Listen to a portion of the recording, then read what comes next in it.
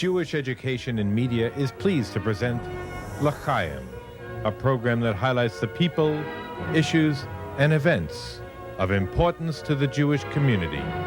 Now here is your host, Rabbi Mark Golub.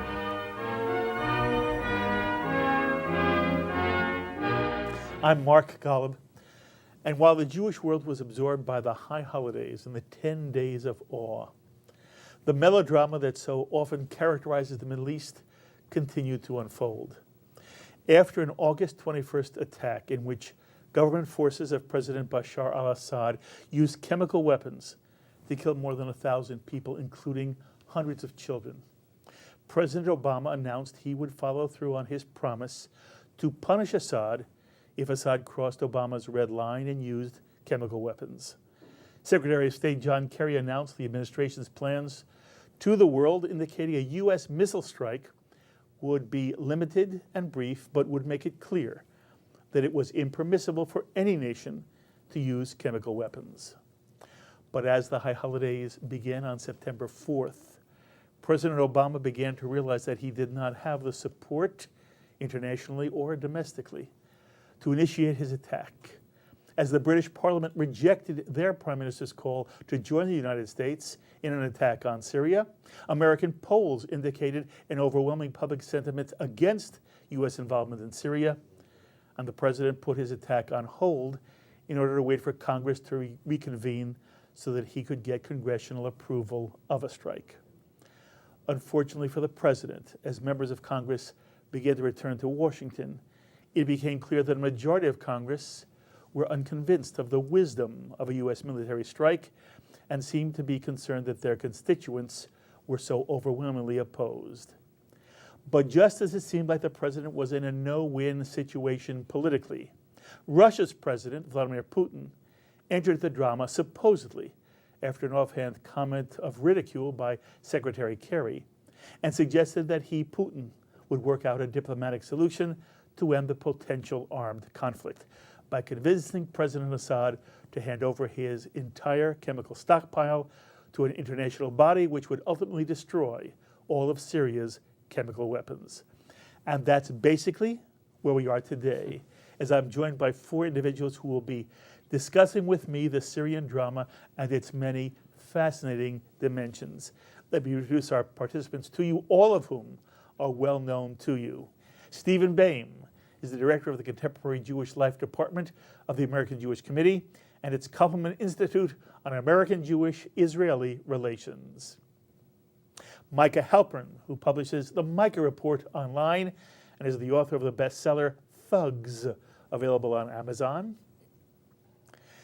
Thane Rosenbaum, novelist, essayist, and law professor at Fordham Law School, seen very often not only on Shalom TV but at the 92nd Street Y and on American television.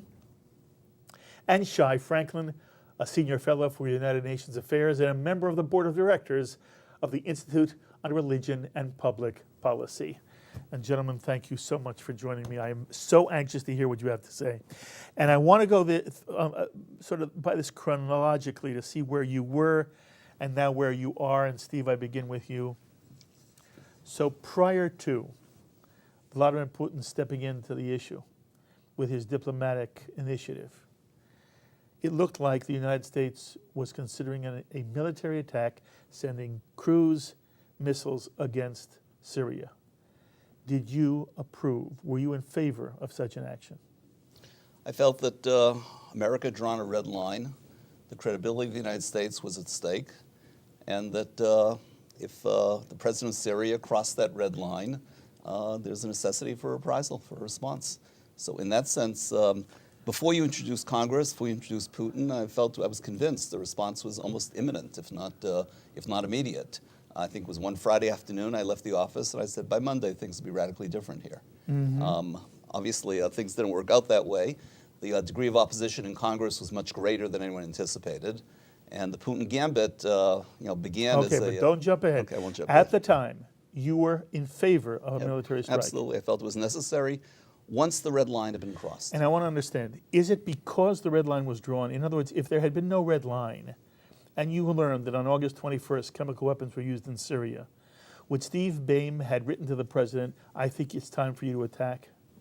I don't know if I would have been allowed to write to the president, given the fact that I work for a public Jewish agency. So in that sense, letters to the president don't come from my hand. But I tend to think yes. I mean the issue of flaunting a violation of a Geneva Convention, use of weapons of mass destruction, those are terrible messages to send into the region and to the world. So in that respect, yeah, red line or not, it warranted a response. Having drawn a red line, American credibility was at stake. Okay. Does anybody disagree with Steve? Micah disagrees. I don't think a red line should have ever been drawn, period. I think that it was a political mistake to create a red line. I think that it ultimately caused a diplomatic problem for the United States as a result of it. I think it made it even worse for the United States. And I think that because of that red line, it could have potentially forced the United States to do something which would have changed the nature and endangered not just the region, but what was going on in Syria. I think it was a terrible mistake, and I think that not embarking on the attack was the best way down from a tree that Obama had climbed up on. It was extremely problematic. Now, that does not mean that I agree that chemical weapons should be used or should have been a tool or a message of anyone in Syria. Interestingly, it seems very clear that the August 21st attack was not the first use of chemical weapons in Syria. So where does that red line begin and end in the first place? I think that he made a mistake even going in that direction. Diplomats should not create these kinds of red lines. They shouldn't do it. Things should be blurred. They should have wiggle room when they make statements. And there was no wiggle room when you create a red line. I understand the point. On certain things, you can't have any kind of flexibility. Mass murder by gas is one of those things. I understand that point, but I don't necessarily think that the president should have made those statements to force the hand of policy. If he had not made the statement, would you have wanted the United States to take action? It would have given the United States a much broader I didn't range ask you that. of. I asked you, would you have supported the United States? No red line. That's a process. Would you have supported the United States firing cruise missiles against Syria? I would have done it. I would have supported it within the first 10 hours of the knowledge that it happened. The notion of, and this is why, on international issues of lessons to be learned is a lot like parenting. That is, the longer distance between the action and the consequence, the less the lesson holds. So 10 hours, this is what happened, boom, the end. You've got your 10 targets, that's it. And it might be prophylactic, but the message would have been sent, and that was the end. More than that, it becomes a game. It's not a lesson anymore. Do you see it differently at all, Shai, or do you basically agree with either Steve or Micah? I feel like the rabbi and Fiddler on the Roof. I agree with Steve, and I agree with Micah. Military action had to be taken, I believe, with or without the red line being drawn. At some point, we had to take military action. But I think in this case, it would have been a lot better, more effective to do it quickly, and would have avoided all this question of Congress and the House of Commons and everybody else weighing in. The scale of military action, the cost in terms of our human life and from our side, but also even on the ground in Syria, I think would not have been that significant, and we could have gotten specific stockpiles either contained or somehow compromised in terms of the defenses without causing so much damage. Days and weeks go by, and there's all kinds of protections and relocation that can take place. I've been thinking all summer that with various changes going on in the Middle East, particularly with transition in Iran, Iran's leadership, Qatar's leadership, two countries that have been very active in supporting forces in Syria that we may not want to see win. Iran is backing Assad, and Qatar is backing some extreme Muslim groups which are allied with Al-Qaeda. We could have been doing more, maybe we were, clandestinely, that we don't know about yet. We could have been doing more to train and arm and the Syrian rebels who are more of the good guys, if there are any good guys, the less bad guys. And I don't know that we were doing that. That's a kind of military action that I think could have built up to Tomahawks, cruise missiles. But I hear Shai Franklin saying that you would have supported the idea of the United States launching cruise missiles against Syria because they use chemical weapons. Yes, and I don't think, personally, it's not a Republican-Democratic thing. I don't think it's a great idea to telegraph what we're going to do if we've already decided we're going to do it. Okay. Do you have any other take on this, Thane? Well, yes and no. I mean, regarding what Micah just said and what Shai said, I just did an event the other night at the 92nd Street Y with Eric Cantor, the House Majority Leader. And one thing that he said that got a rousing ovation, he said that, you know, in Israel, they don't announce what they're about to do, and then they just do it, and then they claim they don't know anything about it. And of course, the room exploded with, you know, both laughter and pride to say that this is the consequence of sending a lot of messages about red lines and, you know, threatening something that you really aren't sure you're able to do, and instead of making an announcement, actually just do what you have to do. So in terms of, you know, red lines, I never understood why you're going to have a red line. To me, this is just, you know, this is another example why Israel should be very concerned about President Obama's promise to the Israeli people, I've got your back. If you have a red line and you don't care about the red line, then I don't know what that means when you've got your back. These sound great, but you have to really judge people on their spine. You know, what's really behind these words. You know, look, I'm a human rights law professor, but I'm also actually a believer in American exceptionalism. You know, I'm not embarrassed by the superiority of the American military. And what's the point of having all of these missiles if you can't do it for a force of good? You know, forget strategic interests. Yes, we know, we understand how unsavory the characters are in the Middle East and how much it really is to the United States' benefit to, you know, take out as many of the bad guys. And I say this with great judgment. I'm not saying I don't live in a world of moral relativism. There are good guys and there are bad guys. Those guys in the Middle East, they're just bad guys. Let's not just pretend otherwise. On both sides? Yeah, well, I mean, look, I mean, that's the scary thing about Syria, right? Which I asked him also that night. I said, you know, these are unsavory characters, right? I mean, on the one hand, you know, Assad, I know what Assad is thinking. He's saying, I thought you have a war on terror. Why aren't you supporting me? Why are you, you're actually supporting al-Qaeda. You pretend that the insurgents are made up of a bunch of kids with tweets and Facebook pages, but it's just like Tahrir Square in Egypt, that most of the people here are really your enemies. And why don't you just admit that I'm actually fighting your enemies as well, which is exactly why I hate to quote Sarah Palin on Mark Golub's show, but she did say, let Allah work this out, right? You know, it's in his hands. I don't believe that. Look, I believe that Israel in particular, as a nation that is born out of the ashes of Auschwitz, should always send messages when they're within the presence of genocide, that this is something that is intolerable in our world. And so, of course, yes, to me, red line, not red line, the United States, yes, they have to honor their commitments. They have to be able to make sure that their allies can rely on them. But in addition, there's 1,400 people that were gassed. And I would hate to think that I was a relative of any of them. And I learned that there was no punishment for that. We simply took away their toys and their guns. We don't do that here with regular crimes. We don't take away the guns and say, just don't do it again. And why in the international global arena do we let such despots and genocideers get away with mass murder? And that's exactly what we're doing by entering into this agreement. I just want to make sure I understand what Thane is saying. First of all, you're saying, forget the red line. If you had heard that on August 21st, 1,400 people were gassed, were murdered by gas used by the Assad regime, you would want the United States to send in cruise missiles. And as Micah said, I would have done it immediately because I wouldn't want my daughters not to know that I was serious about this, and I would want Syria to know how serious I was about this. And by the way, you know, yes, I'm a law professor, but it's not clear to me that congressional authorization was even required here. Okay. Just to wait, let me just finish and then I'll let you guys discuss it among yourselves. 100,000 people were killed already in Syria. Yes.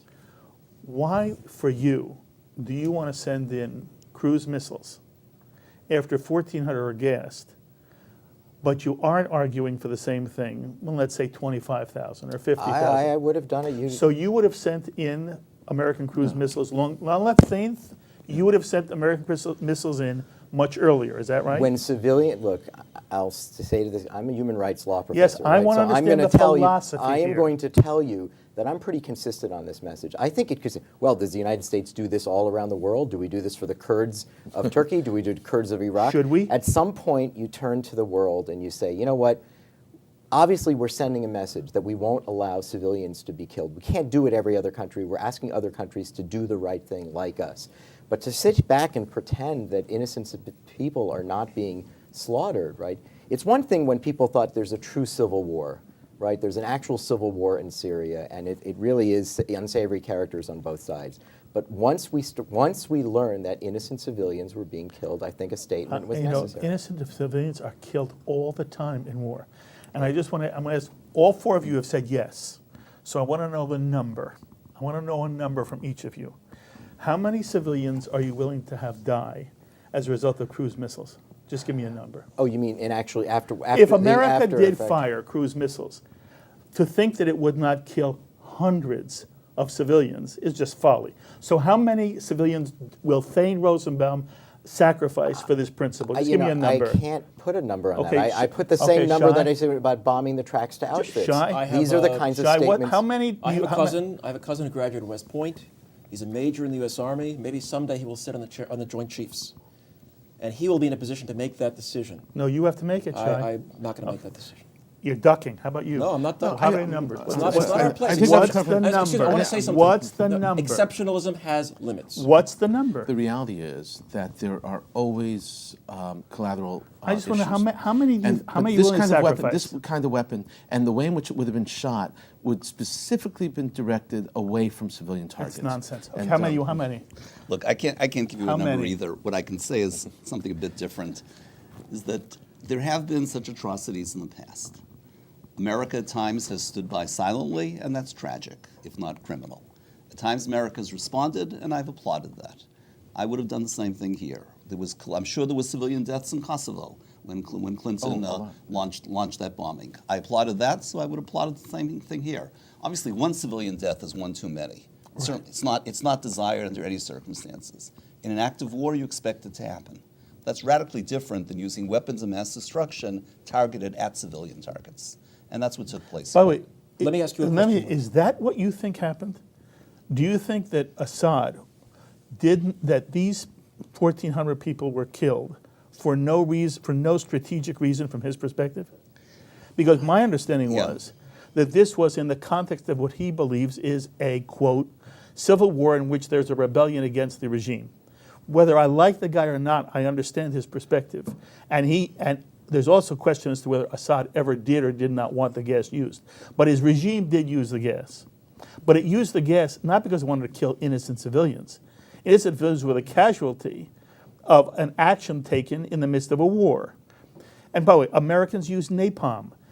If we put on television Vietnamese children who were just burned to smithereens. We did put it on television. Yes, and by the way, what we did was we shut down the Vietnam War. That's right. And at the moment, there is a news blackout that the United States has imposed on virtually all of our actions. We rarely see now on American television, nightly news. We saw it night after night during the Vietnam War. Now we never see a casket coming home. It's illegal for cameras It's not to illegal. show. It's not illegal anymore. Obama changed that. We don't see it.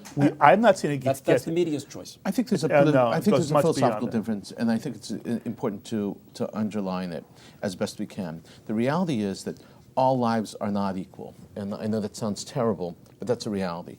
And so you can take a look at the 120,000 that may have died so far. Of those 120,000, by the way, we never hear how many are on the Assad side versus how many are on the rebel side, and how many are actually civilians.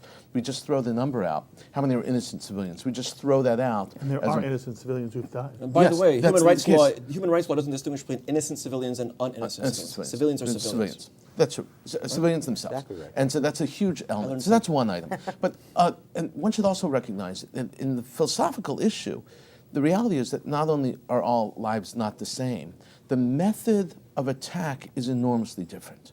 And so, as was the case, let's say, with the Holocaust, in other words, far more Russians and far more Soviet soldiers died in World War II than Jews in Nazi death camps. It's not about the numbers.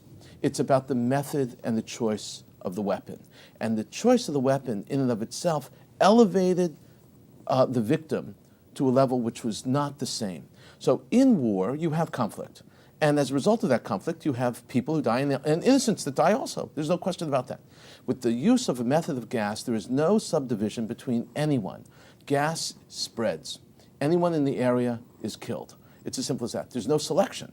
And when that happens, you have a huge distinction. As a result, philosophically, we take a stand and we say, we, the philosophers of war and people who are understanding and challenging this issue, say, no, a weapon which is used sporadically is very different than gas, which is spread. Does a cruise missile make a distinction? It does, because cruise missile actually can literally fit into an air vent.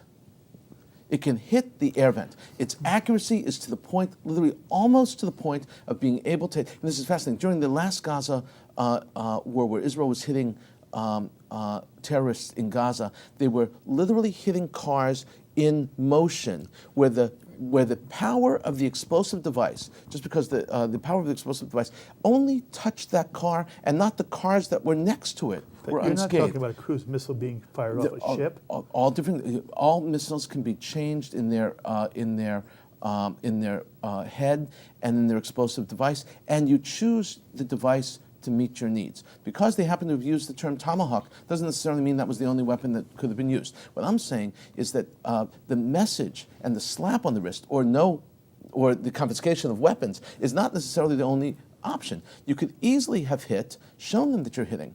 Look, the reality is school started in Syria on Sunday. It almost didn't start. Do you know why it almost didn't start? Not because of the crisis in Syria, because they were quartering the people who were in sensitive targets. Soldiers who were in sensitive targets, they moved from the sensitive targets into schools. And they moved them into schools because they were afraid that the United States was going to hit the sensitive targets. So that's why it almost didn't start. Instead, the tension has been reduced now, and schools open because those people are moved back to their sensitive targets. I hear your argument is the United States could have launched missiles from ships aimed at I don't even know what. I never was told what they would be aimed Launching at. devices But would have been the place. you are going to tell me Launching devices. that this would have happened, and virtually no civilians would have been. Almost no civilians would have been hit. Well, Yes. you know what? do you buy that? I'm not enough of an expert to say, but it does stretch the imagination. Look, you don't have launchers. This is not a terrorist organization. They have their launchers in specific areas. They would have hit launches. They would have hit Air Force bases. They would not have hit the gas. I thought they were after chemical No, they would weapons. not have gone for that Then because why of the would it potential. have had any efficacy at all? Because the point is that you make a decision to hit back. What's at the efficacy? At the There's a- command it and makes control. them- it gives them command a and control. choice. And you say that we can hit you. You hit command and control. You hit bases. You hit Air Force connections, and you hit launch pads. You don't hit their weapons because if you hit their weapons, if the wind is blowing in the wrong direction, the wrong people get hurt. That's just the way it is. You cannot. That's why it's going to take 10 years to dismantle the chemical weapons system. And it's not something that you snap your fingers at and just sort of happens. You really have to create facilities to get rid of these weapons. And it's much harder to get rid of them, to decompose them, than it is to create them. It's actually pretty simple to create. Does napalm distinguish? No. Would you outlaw napalm? I would say that there were certain rules. Incendiary gases versus gas itself is an interesting division within American law. And yes, I would outlaw it, yes. I would outlaw landmines as well. I would But outlaw it. we're talking In about answer to the Syria right question, now, yes. and I think an additional question we could ask is, pardon me for channeling Peter, Paul, and Mary, but how many people must die before we take risky action that might cause some other deaths? We're not going to kill 100,000 people with tomahawks. We're not going to kill 10,000 people with tomahawks. Do we wait until 150,000 people die? Until 10,000 people are gassed? At some point, we have to do something. Well, Israel hit the obviously nuclear we were power not plant of upset Iraq. by 100,000. Israel hit Because if the gas were never used, the killing, which has We were already upset. taken The problem- 100,000 the problem is that people, Russia and China is were going to not upset. continue. Russia and China were And not it's upset. going to continue, Shai. We have to go to the Security Council in order to take military action in Syria, direct military action, unless there's been some chemical weapons.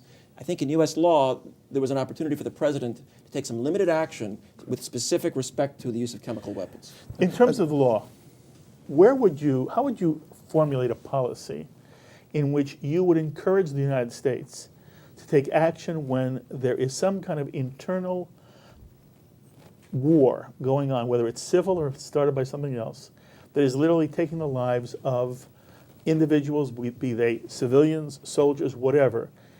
What's a philosophy that you could espouse? And again, somebody said it already, and as a Jew, we are very sensitive to the notion that we don't want nations to stand by while horrors are perpetrated against any population within a country. But I want to understand what the principle is, and what principle you would like to see the United States of America adopt that would say, if this happens, we will use force, whether it's in the Sudan or whether it's in Syria, whether it's anywhere in the world. What's your principle? Well, the legal principle is also the diplomatic principle, which is the one that was you even see this in that Steven Spielberg film Munich, right? It's this idea of, well, you've just killed 11 of our Israeli athletes. How many of your athletes or how many of your people need to be killed? Because we have to have a proportionate response. And there's that wonderful scene where Golda Meir says, so what are we going to do about this? And one of her generals says, well, we just bombed a PLO base in Jordan and we killed 300 people. And then she turns to someone else, well, what are we going to do about this? And the general gets up, excuse me, Madam Prime Minister, but I just told you, we just took out a PLO base, we just killed 300 people. And she says, well, that doesn't seem right. That doesn't seem enough, right? We lost 11. And she's still saying that doesn't seem enough. We have to actually do more. And what was more in that sense is to provide true moral and legal accountability, find the people that planned the mission, right? And then take them and kill them. And that's what we know happened throughout Europe. You remember Secretary of State Kerry said, and people wondered why he said this, well, this airstrike will be incredibly small. And you think, why would someone say incredibly small? What are you saying, that you could sleep through it? You could be on the internet and you wouldn't even notice it? Why say incredibly small? And the reason they do this, because legally and diplomatically, they say, we're sending you a message. You need to know we have skin in this game. You need to understand we're serious, that we're sending a message. Again, it's not unlike why Roosevelt failed to bomb the railroad tracks that were leading to Auschwitz. Many people said, we learned many years later that there was absolutely no strategic reason why the Americans wouldn't have done that. The State Department, of course, was woefully anti-Semitic, and they said, well, we don't want to divert any of our resources away from the war effort. But that would have been a very strong symbolic message, would have taken nobody out, right? But it would have sent, and so that's what countries normally do, send message. By the way, during the Bosnian genocide, there were many people, not many, some, I was one of them, who said, Israel has a moral responsibility to just bomb something, anything, find something symbolic, and then come right back. And many people said, well, you can't do that. They would invade international airspace. You think people hate Jews enough. Now, how could the Israelis have flown over Europe to do this? And you say, well, the principle is that you're sending a message that A, is supposed to provide a deterrent, and 2, is supposed to provide the sense of true punishment. Now, let me just backtrack a little, because I was reminded in hearing your question of a really wonderful book about genocide, if there is such a thing. Daniel Jonah Goldhagen's book, Worse Than War, which was also made into a documentary by the same name, which I think you can see online. And one of its conclusions is, he said, well, you could take a lesson from the Rewards for Justice program that's offered through the State Department. Most people don't even know what that is. If you go on the website right now and check it out, Rewards for Justice program, they put bounties on the heads of Osama bin Laden and his 4 or 5 lieutenants. Bin Laden was at $25 million. The others, I think, were $10 or $15 million. By the way, the Navy SEAL who killed bin Laden wasn't allowed to take that because he worked for the military. But the claim that he makes is, let all genocideers, all people who violate human rights, let them understand that once you do, you shouldn't sleep well, because there are bounties now on your head, and all of your lieutenants need to know this too. And it was interesting in the film, he actually went to the president of Herzegovina, he went to the attorney general from Rwanda, and he said, well, what do you think would have happened if there would have been $25 million bounties on the various people that conducted these genocides? And they all said nobody would have done it. Nobody would have done it if they knew they couldn't sleep easy. And you know what Assad proves? You can. What he proved is there is impunity to mass murder. And that's why you're throwing out numbers of 100,000. 6 million Congolese. People don't even realize. That's right. We think of Jews, 6 That's million right. Jews. It's 6 million Congolese. I'm sure many of your listeners are now hearing this for the first time. What? In our era, last 10, 15, 6 million Congolese. We just sit and watch this. Every person, every mass murderer, with the exception of Hitler, assumes that there's impunity. Okay. But forgive me, I didn't hear a principle. I thought what but you said that- is but it- interesting, no, but but- you didn't say to me, you, Thane Rosenbaum, would like the United States to take action any time that what? Oh, any time that innocent civilians, and I mean innocent or civilians who are not parties to this, that these are not true casualties of war, a message needs to be sent in any case. I would never hesitate the United States using even limited force, again, as Secretary Kerry said, incredibly small, but still meaningful, still symbolically meaningful. That's it. Would you say the same thing? I think the principle is a sound one. I don't think it's a terribly realistic one. The American public, as has been said numerous times, quite tired of war. There's a lot of skepticism about effectiveness as to what would such a thing actually accomplish.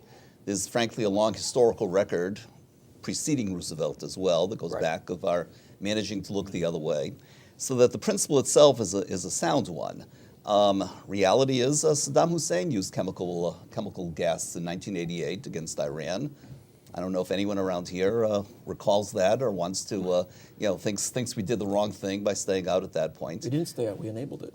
Okay, worse, exactly. And Assad has used gas before. Exactly. So under the circumstances, the principle itself is sound. So I don't think articulate it again from your perspective. I think the principle is when the United States does draw a red line. No, forget about what has to happen in another country that Steve Bayme is willing to say, I want cruise rockets fired, cruise missiles fired. No, I side with Thane. I would say that under circumstances where countries or states or groups are using weapons targeted specifically against civilians, there is ample cause for American intervention. That intervention needs to be then weighed in the political context of, will the American public be supportive of it? Will it be effective? What will be the end results of it? And that can only be judged on a case-by-case basis. But the principle itself, as a guiding principle, I think is a very sound one. Are you comfortable with that principle? I'm very uncomfortable with it, despite the fact that I think that we should have acted, the United States should have acted immediately with regard to Syria. Yes, but that does not mean I that want you to continue. I just want to make sure our audience understands. My argument at the moment is the way in which it was chosen when to go in. Mm-hmm. If the United States had said months ago, and you even said in the first 6 months that what's happening in Syria is unacceptable, I would have supported it much more than I supported the idea because he used gas. And I understand your distinction, but I believe it applies to many more weapons than you're willing to admit. Okay. But now go ahead. Why are you upset with what Thane and Steve? Uncomfortable. And there are several reasons why I'm considerably uncomfortable. The first is that it is against international law for a country that is not connected to a conflict to attack another country. And I think it's very, very important. It's actually an act of war. And that's very important to recognize. So when you strike another country, recognize that you are engaging in an act of war, which is hugely contingent on other potential Has ripple he effects. persuaded you? No. Why? That's one. Why? I've Well, just because, begun. We won't take them one by one.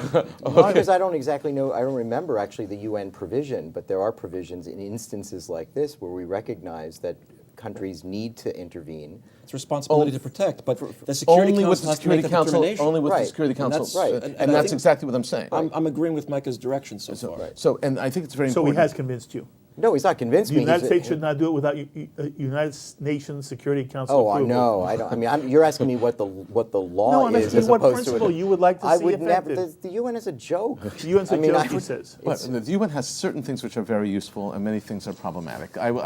That's a whole discussion which is worth having. Some things they do are good, and some things they do are But truly what Thane humorous. is saying is what you're advocating I'm saying is just not as- acceptable. No, what I'm saying is I'm uncomfortable with creating a blanket statement which says when there's a violation of human rights, the responsibility of the United States is to step in militarily. I'm No, who problematic else with that. would? Well, here's my answer. There are other things to do other than go militarily, and that is a perspective that we have to deal with. Diplomacy works. A. B. Is it very seldom, when conflicts emerge, and this is the argument, by the way, that it's possible that Assad didn't perpetrate this attack. Assad said, and it's very interesting, again, I'm not a defender of Assad. Please recognize that. He says, look, the rebellion is almost squelched totally on August 21st. It's almost all over. Why would I gas the rebels and then bring down truly the wrath of the world and the United States against me when in another few weeks the entire thing would be over? Why would I do that? And it's a very powerful argument. Except that it's phony. It doesn't matter. The point is, it doesn't matter if it's phony. Truth is not what Russia is about on this. Let's say, for instance, Russia is about doing. People are saying all the time. Obama went to Russia and they said, "We have evidence. We have the truth here. We know what happened." And Russia says it's not our business. The Russians always use that. They use the same argument that Assad uses when it comes to Iran. They said, "Why would we help Iran? Why would we help Iran if they were really developing a nuclear weapon? They're going to attack. We would be in their in their target zone." So we couldn't be helping them produce nuclear weapons. But of course, we know that they are supplying them all kinds of nuclear technology. We know that Assad is not going to win the rebellion, and the rebellion is not going to win anytime soon. And we know that Assad used the chemical weapons. We know that he did. So it's a phony argument. Not that you're making a phony argument. If Assad used it, it would be a phony argument. I'm not even certain right now, given the decision not to attack Assad's bases, that within the next month or so, the rebellion will be totally squashed. We do not see much of a rebellion at all anymore, and it's just falling apart. That's just the way it is, not just in terms of sponsorship, but everything else. Maybe I'm reading Syria incorrectly, but the reality is that when you start reading looking at what's happening on the ground itself, you've got the rebels going around massacring people. Just in this week alone, dozens of people have been beheaded and shot in the back of their heads, leaning down by the rebels, which means that they're feeling the pressure tremendously right now at this very moment. So I'm not so certain that it's in the best interest of the United States to step in at this moment, whether for humanitarian reasons or anything else. Had they stepped in 2 years ago or 2.5 years ago, it would have been a whole different story, because then there were real massacres on the part of the Assad regime against innocent civilians that were not connected at all to the rebellion, because that's how the whole thing started. It all started with attacks against people who are just protesting. That's not what we're talking about here. And right now, it means siding with one side against the other. They're both bad guys. There's no question about it. And we have a situation where, in the event that someone emerges as a victor here, if the al-Qaeda bases come out as victor, and this is the problem, McCain admitted, but he came for the last 6 months, he was shouting, "Oh, the rebels are actually, some of them are good. Actually, the majority are good." McCain suddenly admits that his whole advisory base that was telling him this were actually lobbyists for the rebels, which means that we were being fed a crock by one of the phony PhDs. With phony PhDs. Oh, right? isn't that so frightening? Yes. Isn't it frightening for the American people, for us at this table? I'm glad that John McCain wasn't elected president. No, isn't it frightening that it's so hard to know what to believe at all? My principle is 2 words: national interest. We have a responsibility to intervene wherever we can. And because of international law, it's very difficult to just say, you killed 50,000 of your own people, we're coming in. But chemical weapons use in the Middle East, that touches right on our national interest. Within almost eyesight of our 6th Fleet, we can go in when there's chemical weapons and say, we have a national interest. And I wish it had happened, I wish he'd done it a year ago. If those 1,400 people were going to die, I wish they had died a year ago. And then we could have saved 50,000 or 60,000 lives, maybe. So we've got to be creative and find a casus belli, some hook that we can hang this on and say, here, now we can go in without worrying about the Chinese veto and the Russian veto. That would be my principle. We act where we can. If chemical weapons are used, the United States can go in without approval from the United Nations. If it's in our region, if it's in our sphere of influence, where we have assets on the ground, where we have allies that are relying on us. Does that make you comfortable? It's a much sounder principle than a general issue. You have a question of a gas weapon, which is non-discriminating, which is a very big difference, and you have a national interest, which I think is very important also. Interestingly, Israel is coming out of this, is very happy that there is no longer a threat of potential American strike against Syria, because of the potential ripple effect. Although remember, 3 weeks ago, Netanyahu was the first to come out publicly, internationally, and say America must retaliate against this use of chemical weapons, which I don't think was helpful to America. I don't think it was helpful to Israel. I don't think it was helpful to our Jewish organizations, and I don't think it was helpful to the people on the ground in Syria. But now I'm glad that he's embraced this new thing, which nobody anticipated, this kind of a deal. Whether it happens or not, whether it goes through or not, we'll have to see. What do you understand Netanyahu to have done or said in the last 2 or 3 months? I think the message the message he's articulating is fairly clear, and that is that there is a proposal on the table. I don't necessarily trust where it's coming from. I don't necessarily have any illusions about its actual implementation. But fairness requires that it be given a chance. If it should succeed, and the odds on that may not be terribly great, but if it should succeed, so the message has gotten across. If it has not succeeded, it's a terrible message to send to the Iranians, particularly, frankly, for that matter, Hezbollah and other groupings, that when the United States says we have your back, can we rely upon that?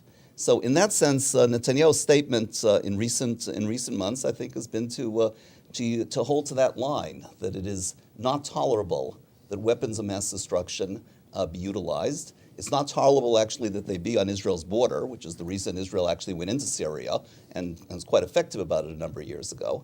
But on the other hand, he's also saying that, unlike he was a year ago, that an attack on Iran is inevitable. He's really saying, let us give this process a chance. I thought that Israel went into Syria to try to stop its nuclear program. Yeah. I have never heard about Israel doing anything about Syria's chemical weapons. Steve was referring to I understand. But if they are as bad as Micah and as Shai say, why hasn't Israel taken some position on the chemical weapons? I think Israel's concern, basically is whether such weapons would fall into terrorist hands.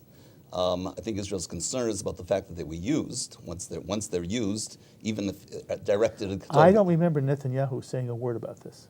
Okay, I can't. Do recall. you? I can't recall a specific Do word, you? but I think it should be a matter of concern. He said something publicly? He has numerous times spoken about since this event. Yeah, that they can't be used, they should not be used, and they can't be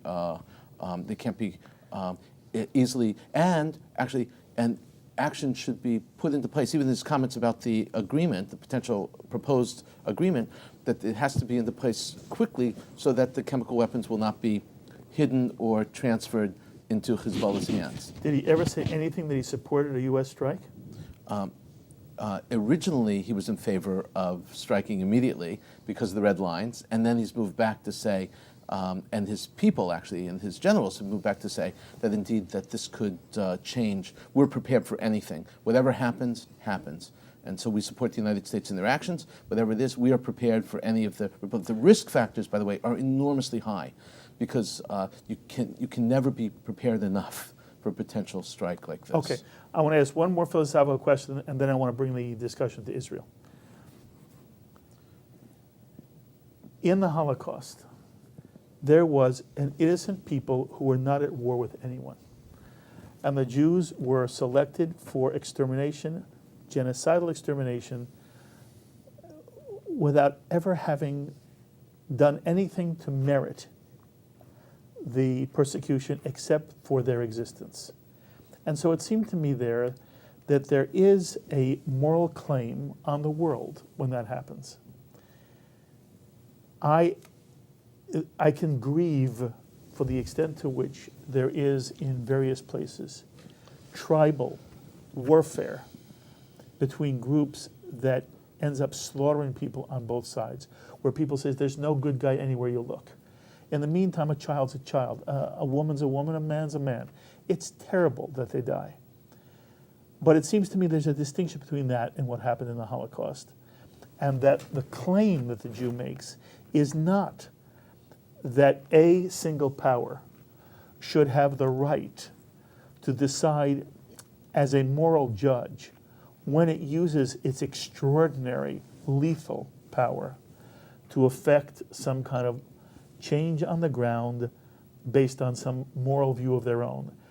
The Yetzer Hara is so cunning that the opportunity for misuse is so large that I have to tell you, although I really wish the United States had gone into Syria a long time ago, but I also was understood the problem was who to decide with. And every time the discussion was raised, what I heard was the problem is we don't know who to support. And this is a terrible tragedy inside a country with a people, and sometimes you can't do anything. Sometimes all you can do is weep. And so I am saying to the four of you, I am the most uncomfortable. Not that I want the United States ever to be passive when a Holocaust situation occurs, and the example you gave was better. It's in Africa that we have stood by and watched something much more akin to what the Jews faced than a war in Syria between people who are lunatics on both sides. And innocent people die. It doesn't mean the United States has the right, even the moral obligation, to go in with military force. So I am saying gently to the four of you that I feel you are giving the United States too much permission too quick. And if anybody wants to respond before we go to Israel, I would appreciate it. Well, one of the things I think the four of us have agreed on is gas is different. Chemical warfare is different. Hey, by the way, if we had absolute evidence that it was in fact the insurgents that had killed the 4,000 people through gas. 1,400. 1,400, I'm sorry, 1,400. I would have been sitting at this table and said, Tomahawk weapons to them. Like, I'm not choosing a side. I actually don't think we should have boots on the ground. I'm simply saying, and by the way, there's 5 of us here who are Jewish. I think gas and Jews is the canary in the coal mine. Okay. When you hear gas, I think there's a moral obligation. We've talked about strategic interests and national interests. I'm talking about something else, just an absolute moral obligation to send a strong message that we will not tolerate mass murder on our watch. That doesn't mean we have to invade. That doesn't mean that we have to engage. It doesn't mean that we participate more than that. But just to be sure that silence is of the great criminals, silence is equal. And for us to be complicit in mass murder by stopping by and watching, one of the reasons when I was listening to Micah talk about, the Civil War is almost over, one of the things I would say, if I was the insurgents, again, unsavory characters, I don't want them to win either, but they're probably demoralized. Because where did this red line? They're just saying we have been just left out here to be killed. And they're That's exactly correct. One of the reasons why this war is over, because they're probably walking around dumbfounded saying, what's with this Obama guy? Okay, I don't know how old you are, but I'm assuming you were old enough to remember Hungary. Yes. Okay, there to me it seemed that the United States really pulled the rug out from under a group that was really trying to stand up for freedom against an era when the Soviet Union was just horrid. And I remember my father, how hurt he was, how disappointed he was that the United States didn't come in and give the rebels aid. And that seems to me to It happened in Iran 4 years ago with the Green Revolution. Maybe. I And that to me has a different quality to it. We can't bring morality into the real world every time and make it neat. If we had intervened in Iran, it would have been more bloodshed. It would have caused all kinds of other ramifications. It would have made us feel good when we went to bed that night. Would have woken up in the morning to horrible news. It's very difficult, and chemical weapons are very complicated. Look, as far as Hungary is concerned, let's remember, I said before, a moral principle is well worth articulating. The application of it is going to depend upon a case-by-case basis. The case of Hungary would have been to World War III. This was the Soviet sphere of influence. It was wrong, it was wrong for America to engage in such a campaign of encouragement without the intention of backing that up. But the idea of America moving in opposition to the Soviets in Hungary, as morally desirable as that would have been, probably would have been a catastrophe. That's a very good point. So there is realpolitik that always has to enter the equation. I said a moral principle cannot stand alone. It has to enter in specific context. In that particular context, by the way, I am the beneficiary. I got my wife because her family escaped from Hungary at that time. Lucky you. And by the way, there's another example that's much closer to home, but if we were in Miami, we'd be talking about that, is the Bay of Pigs. Because that, too, we trained rebels. Good example. It's a very good example. And it's in our sphere of interest. Yes. Interesting. Right? With our sphere of interest, the CIA trained the rebels in Florida, in the Everglades, and then President Kennedy said, don't worry, go over there, and the Air Force will be right behind you. And for this reason, people don't know, because I'm from Miami, one of the reasons why the Miami Cubans vote for the Republican Party is because they blame Kennedy and the Democrats for what happened. They said, we had Castro under the ropes at that point. We had him. And you abandoned us, and now we will abandon you. And that's one of the reasons why there's such great Republican support in Miami. Mark, back to reality again. The Russians have been arming Assad and training Assad, senior and junior, for 4 decades, 5 decades. So the idea that we're coming in and choosing that we're going to intervene, we're going to be involved, we're the policemen, but there's already a major world power that's involved there. We would be coming in and making a difference, perhaps, on the ground. We don't have an international system with one police department. We have the Security Council, but it's a political body. Russia, which is arming Syria, it has a veto on that Security Council. Millions of Americans, children and adults, have visited the Holocaust Museum. Hundreds of thousands of our military, at all levels, have studied the Holocaust as part of their military training. How can we not feel a moral obligation to intervene? Okay. By the way, are you optimistic that the diplomatic solution, which as we tape, is they're trying to work this out, that under Putin's leadership there's going to be a diplomatic resolution to this problem? Are you optimistic? The roadblocks are enormous, and therefore it'd be rather foolish to go out on a limb and say I'm optimistic. What I said really was a cautionary note of there is a chance. The chance may be very small, but it certainly behooves us to give it a chance. And no, I'm not sanguine about the end result. However, basically, I guess the position would be is that utilize the avenues of diplomacy. If that fails, the military option must remain on the table. Wow. And? The impact of what Russia did by getting involved in the region diplomatically means that people are talking and doing things that they weren't doing before. Will it ultimately bring about the end of Syrian weapons? That will take a decade to break that down, as I said earlier. Yes, but it's also moved Iran closer to the sphere of diplomacy with the West than it's ever been. Remember, Rouhani, when he came into power, said, I'm going to change our perspective on that the world has of us, and I'm going to try to break down the sanctions.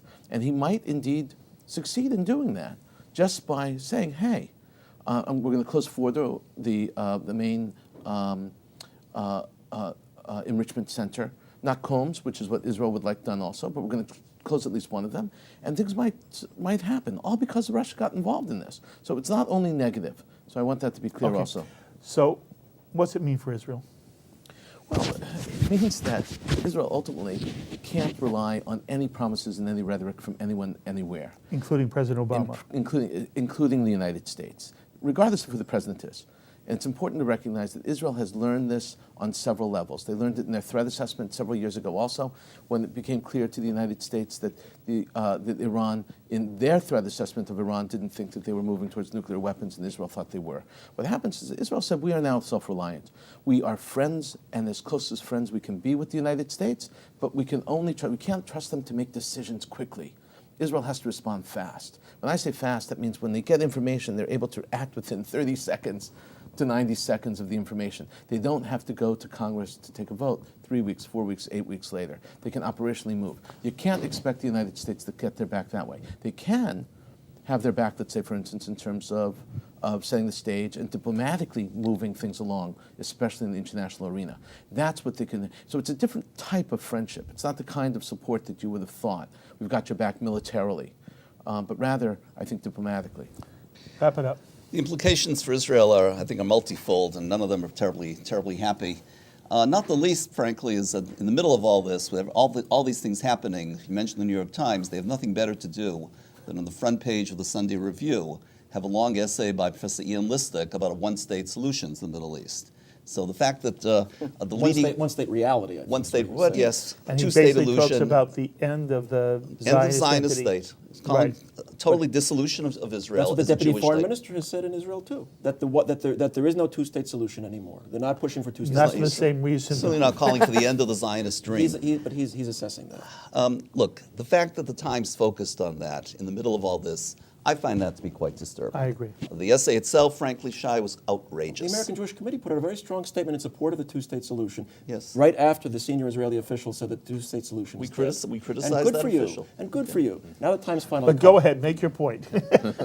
My point is that for the leading organ of American media to be devoting that kind of space to Ian Lustig, I find that to be outrageous. I agree with you. Second, look, in terms of the immediate impact, something is very sobering about all this that we should remember, and that is that it was 12 years ago we were quite close to a deal with Syria, getting back the Golan Heights completely. I think, frankly, most of us around this table probably would have supported that. I certainly would have. It's very sobering had that gone through. It was killed by the senior Assad. He rejected it for his own reasons. Frankly, 12 years later, thank goodness he did. And what the implications are for that for the future remains to be weighed. But no one anticipated this kind of turmoil in Syria. Thirdly and fourthly, I think Israel needs to be very, very concerned about what happens to these weapons of mass destruction, especially given all the difficulties in gathering them and accounting for them, let alone destroying them. If they fall into the wrong hands, particularly Hezbollah, Israel's confronted with an enormous security problem. But last, to go back to the issue we started with, in terms of Iran, this is really a crossroads.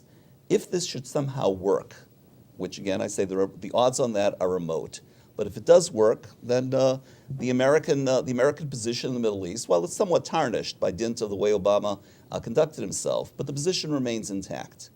But if it doesn't work, the message to the Iranians is a terrible message, and I'd be very, very concerned about that.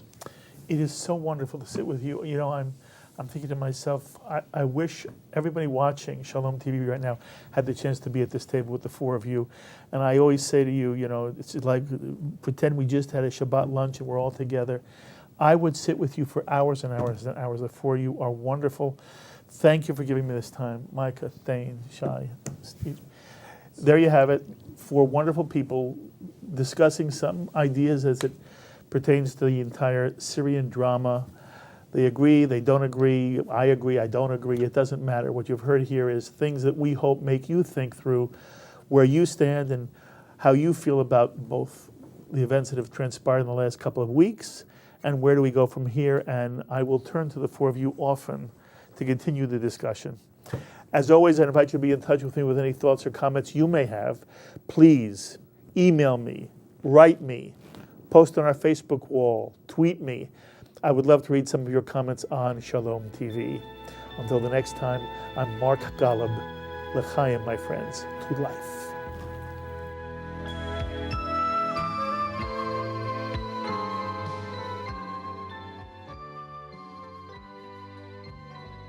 We would be pleased to send a complimentary DVD of this program to anyone who wishes to support Shalom TV with a tax-deductible gift of $36, double high or more, to the nonprofit organization Jewish Education in Media.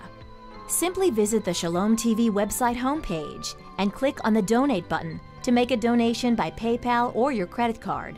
And please indicate the program for which you would like a DVD. Or you can send your tax-deductible check made out to GEM. To GEM, Post Office Box 180, Riverdale Station, Bronx, New York, 10471. And again, please remember to indicate which program you would like to receive on DVD with our compliments. And we thank you for your kind support. L'chaim is a presentation of Jewish Education in Media.